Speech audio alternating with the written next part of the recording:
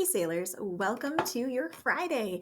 So today we're going to talk about bias. And before we get into bias, a couple of things. One, you should have had the story read by now, Cat on the Go. And two, you should have completed your character traits.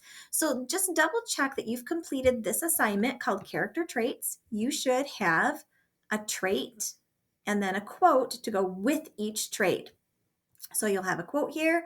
You'll have a trait here and a quote there, and a different trait here and a different quote there. And you'll do that for Jim, for Helen, for Oscar, and for the Gibbons family.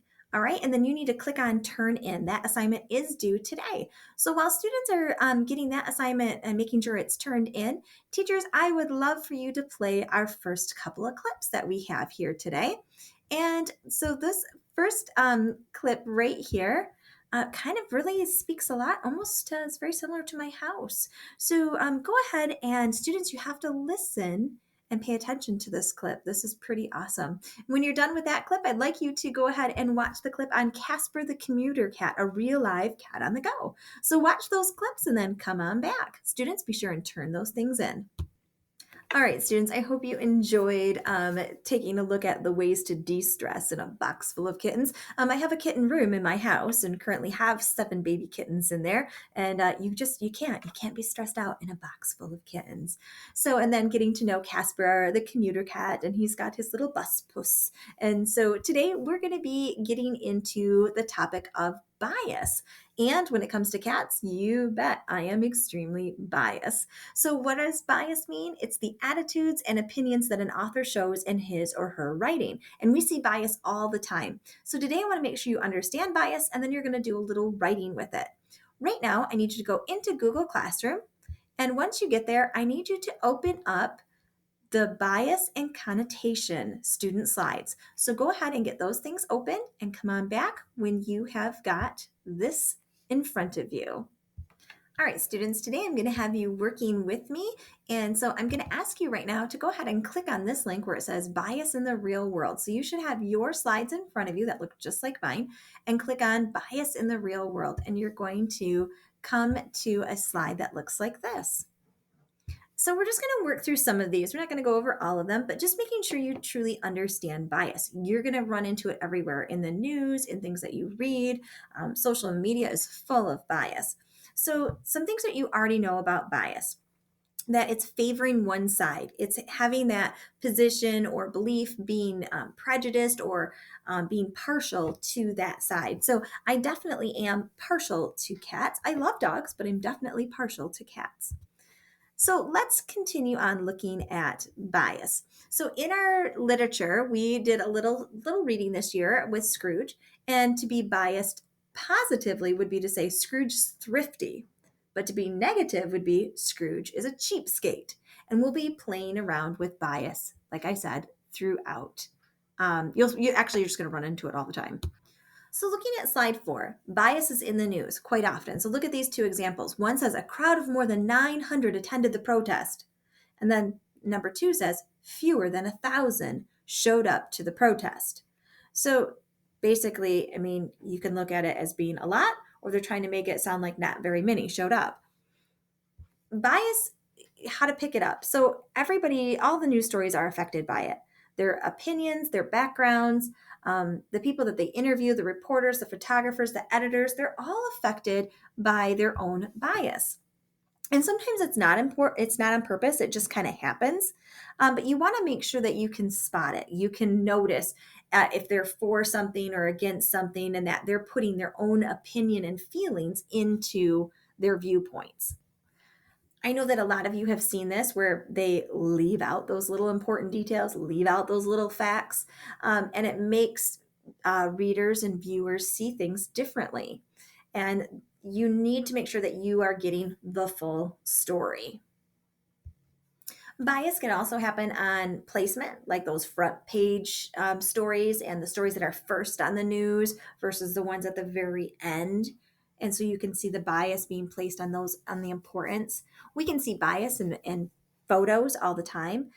Some photos, you can make them look serious or attractive or healthy, and you can make other photos look very unflattering and sick and silly. I just zipped up here to slide 13. And when this is one I see all the time, and it'll capture my attention and make me want to read about it. So bias comes in names and titles. So like John Doe, an ex-con, is now running for office versus John Doe, who was convicted 20 years ago for a minor offense, is now running for office. So one makes it sound horribly evil, and the other makes it sound like, oh, it's just not a big deal. It happened a long time ago. So those things can always influence our opinions. So down here, slide 19, and like I said, I'm just kind of skipping around. This is about wind energy, and we've seen some of this in Michigan. And they'll have bias for and against, and you'll see right here, oh, it's giving you money. Look at all the money you can save, and you can catch that in your net. Or right here, it's killing the birds, and it's toxic. And so the bias always is showing up. Well, the same thing happens in our stories as well. So I'm going to click back over into where I was at a minute ago and just take a look that bias shows up in our story. So in our story, they talk about Oscar the cat being a warm and cherished part of our home life. Versus if it was non-biased, it would just tell you that the cat lived with them. So bias is putting in those your own feelings. Take a look at this one. Here's a non-biased. The neighbor's canine defecated on my front step. Basically, the dog pooped on their step. Make it biased. The mangy, flea-bitten mutt from my careless neighbors left a steaming pile on my front step. You can definitely feel their opinion over here. All right, let's try this one, okay? So if it is a positive bias, I just want you to give me a thumbs up. If it is a negative bias, a thumbs down so that you're able to see the bias here. Skier's Paradise, 10 inches of snow blankets Michigan. All right, if you said thumbs up, you are right. Treacherous Road, 10 inches of snow pummels Michigan shoreline. And right there. All right, let's take a look at this one right here. Thrilling visit results in unforgettable adventure and learning. Positive. B, information overload, lengthy trip, exhausting for 7th graders. Yep, thumbs down. All right, so you're seeing bias. So let's do a little practice with bias right now. On your slides, you have an image of this little dog here. We're going to do a little writing piece where it says dream dog or mangy mutt. So you're going to be writing a little paragraph right here. And you're going to be practicing with bias. You're going to do something with this today, and you'll probably add a little bit more and do a little bit more with it tomorrow. So take a look right here. You can choose to be partner 1 or partner 2. All right, you decide which one you want, but you only have to write one. You don't have to write both. So knowing what you know about bias, I want you to write about this dog right here.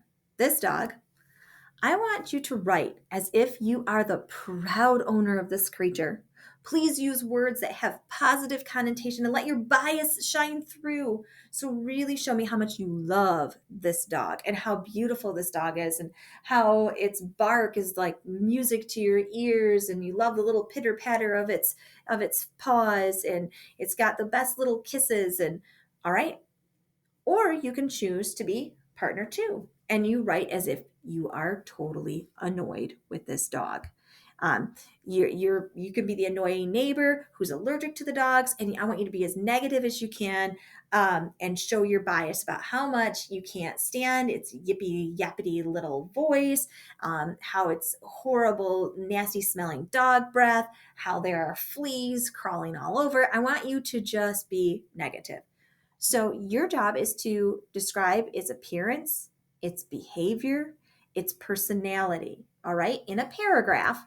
And you're going to do that right here where it says dream dog or mangy mutt. You decide, is it a dream dog or is it a mangy mutt? And really let your bias shine through, okay? So, and when you're done, I want you to go ahead and share out a couple inside your crew. One of the best ways to share these out inside your crew is if you are partner 1, go find a person who is partner 2 and share back and forth, and then maybe share some out loud. All right, we're going to continue this work on Monday. So make sure you get your Dream Dog Mangy Mutt writing, just that paragraph done. And then on Monday, Mrs. Prentice is going to pick it back up with you. So you don't need to turn these in until Monday. All right, I will see you later, sailors. Have a great weekend.